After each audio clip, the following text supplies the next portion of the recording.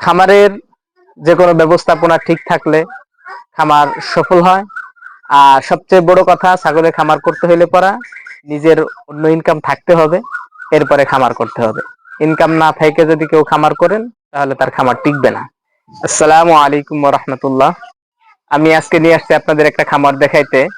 তো এই খামারের বাস্তবতা আপনাদের সামনে তুলে ধরবো, আসেন।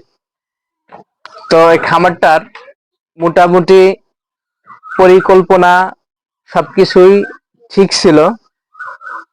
তারপরে হচ্ছে গিয়ে আপনার ঘরেও কিছু ছাগল টাগল তুলছিল, খামারের জন্য মেশিনের ব্যবস্থা করা হয়েছিল, যে ঘাসও কাটা হয়েছে। তারপরে একটা ছাগলও তোলা হয়েছিল। একটা ছাগলের মধ্যে এই যে এই যে তিনটা ছাগল আছে, এটা হচ্ছে মা আর এই দুটো হচ্ছে বাচ্চা। আর এই দুটো আলাদাভাবেই খাসি কিনা হয়েছিল।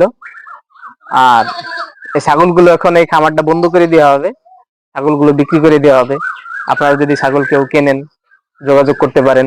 তার মধ্যে আমার খামারের জন্য আমি এই যে ছাগল দুটো কিনলাম, এটা কিনলাম, আর হচ্ছে এই ছাগলটা কিনলাম। এক একটার দাম ধরা হয়েছে 8,000। আর বাকি ওই যে বাচ্চালা যে এক দুইটা ছাগল, ওটার দামও ধরা হয়েছে মোটামুটি ভালোই। তারপরে এই যে ছাগলটা, এই ছাগলটার দাম ধরা হয়েছে হচ্ছে গিয়ে আপনার, এটারও 8,000 টাকা দাম ধরা হয়েছে। তো এই ছাগলগুলো নেই পছন্দ হয় নাই, আর খামারে শুট করবে কিনা তারও ঠিক নাই, এই জন্য শুধু ওই ছাগল দুইটাই নিছি।